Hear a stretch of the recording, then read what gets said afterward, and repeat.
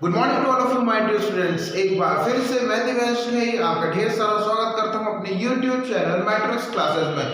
तो हाँ बच्चों, आज हम लोग नेक्स्ट लेक्चर हमारा पढ़ेंगे lecture number 7 in class 9 chemistry, structure of atom, the Bohr's model of the atom and it is well known as the stability of atom. It is well known as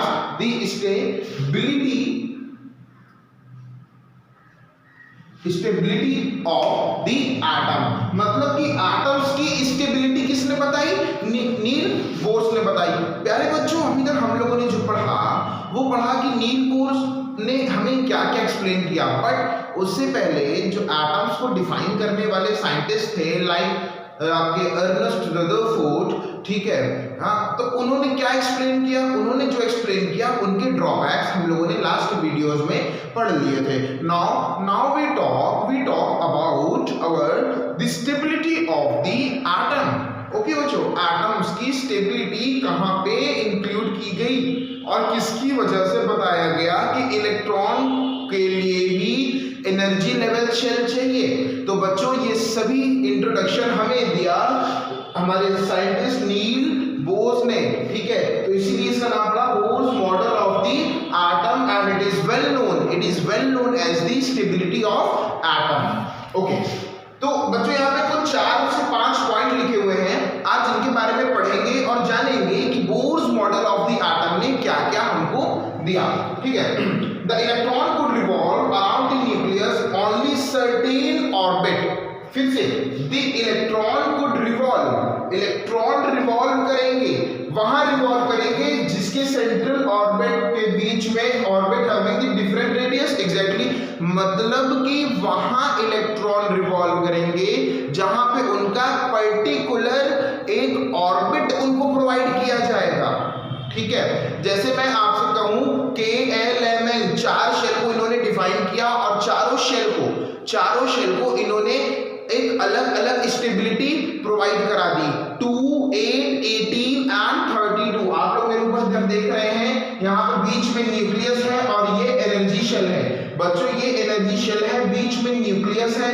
पहला जो energy shell होता है उसे K बोलते हैं, second वाला L है, तीसरा M है, चौथा N है। कैपेसिटी अगर देखेंगे इलेक्ट्रॉन्स होल्ड करने की तो 2, 8, 18 एंड 32 इसकी कैपेसिटी होती है इलेक्ट्रॉन्स को क्या करने की? होल्ड करने की। क्या करने की? होल्ड करने की। दैट्स व्हाई इनका सबसे पहला ही पोस्टुलेट यही रहा कि इलेक्ट्रॉन वहां रिवॉल्व करेंगे जहां पे उनके पर्टिकुलर ऑर्बिट्स होंगे। मतलब हर एक व्यक्ति को उसके अधिकार सामान्य उसको उसका घर मिलना चाहिए, ठीक है। अगर एक प्रधानमंत्री आवास योजना क्या है भाई? यही तो है ना कि प्रत्येक व्यक्ति को उसके अनुसार उसका घर प्राप्त होना चाहिए, रहने के लिए जगह होनी चाहिए, नहीं तो वो क्या होगा? भटकता रहेगा और एक ना एक दिन अपनी एनर्जी लूज कर देगा। मतलब चलो समझ लें, ठीक है। तो उसी तरीके से अगर इलेक्ट्रॉन को उसके पर्टिकुलर एनर्जी लेवल शेल नहीं मिलेंगे जहां पे उनको क्या करना है? रिवॉल्व करना है, ठीक है। और अगर पर्टिकुलर एनर्जी लेवल शेल मिल गए रिवॉल्व करने के लिए तो वो अपनी एनर्जी को लूज नहीं करेंगे, भले वो एक्सीलरेटेड मोशन में हो। रदरफोर्ड ने तो ये बताया था कि एक्सीलरेटेड मोशन में होंगे तो वो क्या करेंगे? बाहर चले जाएंगे। क्या करेंगे? अपनी एनर्जी को लूज कर बैठेंगे। बट अपनी एनर्जी को लूज कर इसलिए बैठेंगे क्योंकि उस जगह पे उनके एनर्जी लेवल शेल आइडेंटिफाइड नहीं थे, उनकी स्टेबिलिटी आइडेंटिफाइड नहीं थी, उनके पर्टिकुलर एटम्स को आइडेंटिफाई नहीं किया गया कि किस तरीके से इलेक्ट्रॉन कहां रिवॉल्व कराए जाएंगे, ठीक है। उन्होंने बस एक शेल दे दिया, बोले इलेक्ट्रॉन रिवॉल्व कर रहे हैं एक्सेलरेटेड मोशन में, तो इसीलिए वहां पे एनर्जी लूज हो गई। लेकिन यहाँ पे एनर्जी रिवॉल्व रहेगी, एनर्जी रिवॉल्व होगी और रिवॉल्व होने के बाद रेडिएट नहीं करेगी, एनर्जी लूज नहीं होगी। Because when an electron is revolving in a particular orbit, जब इलेक्ट्रॉन पर्टिकुलर ऑर्बिट में क्या होगा?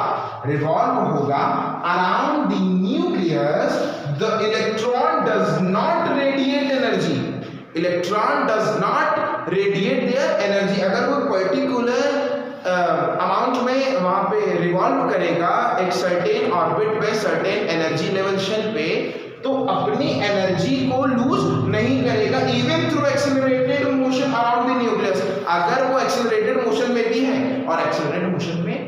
होगा, एक्सेलरेटेड मोशन में होगा। और अगर वह एक्सेलरेटेड मोशन में होने के बावजूद भी अपनी एनर्जी लूज नहीं कर रहा है, इसका मतलब कि वो क्या चाह रहा था, अपने पर्टिकुलर स्थान चाह, मतलब पर्टिकुलर क्या चाह रहा था, एक ऑर्बिट चाह रहा था जिसमें हम अपने इलेक्ट्रॉन्स को क्या कर सकें, रिवॉल्व करा सकें। और वो हमें किसने बताया, सर नील बोर्स ने बताया, जिनकी एटॉमिक वैल्यूज को हम लोग या मॉडल ऑफ द एटम को हम लोग स्टेबिलिटी ऑफ एटम भी बोलते हैं। Okay, now third point, the electron revolve in circular path is called energy shell. ये जितने भी सर्कुलर पाथ आपको दिख रहे हैं ना, A K L M N, they are all known as energy shell, they all are known as energy shell. इन सभी को हम लोग क्या बोलते हैं बच्चों, एनर्जी शेल बोलते हैं। And each energy shell holds limits of number of electron. Each energy shell holds limits the number of electron.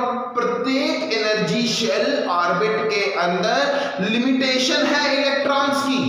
क्या है, लिमिटेशंस हैं इलेक्ट्रॉन्स की। अगर इलेक्ट्रॉन्स की लिमिटेशन नहीं होंगी तो वो क्या करेंगे, फिर से लूज कर जाएंगे, फिर से लूज कर जाएंगे। दैट्स व्हाई लिमिटेशन बनाई गई है। कहां से, देखिए के एल एम एन, ये इनकी नेमिंग ऑफ एनर्जी शेल है, नेम किया गया है के एल एम एन, मतलब number of one orbit, second orbit, third orbit, four orbit, and it can contain 2 electron, 8, 18 and 32. It is well known as energy shell और valence shell. Energy shell और valence shell के नाम से भी ये जाने जाते हैं। नील बोर ने क्या बताया बच्चों, नील बोर ने स्टेबिलिटी ऑफ एटम बताया। कहां से बताया बच्चों, उन्होंने कहा कि जो इलेक्ट्रॉन है ये न्यूक्लियस के अगल बगल क्या करेंगे, रिवॉल्व तो करेंगे, बट ओनली सर्टेन ऑर्बिट, एक फिक्स्ड ऑर्बिट पे रिवॉल्व करेंगे। ठीक, और प्रत्येक ऑर्बिट, हर एक ऑर्बिट का डिफरेंट रेडियस होगा, प्रत्येक ऑर्बिट का डिफरेंट रेडियस होगा।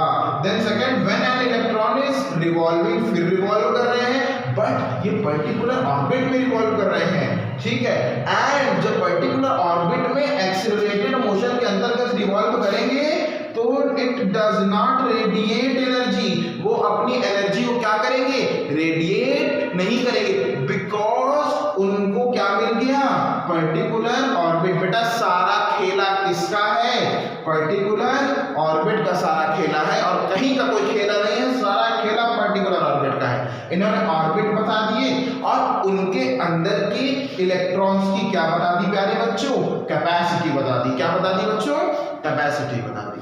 ठीक है, तो बच्चों ये थे हमारे Bohr model of the atom and how it can explain the stability of the atom. ठीक है, तो प्यारे बच्चों आज लेक्चर 7 में हम आपके लिए bourse model of the atom लाए थे।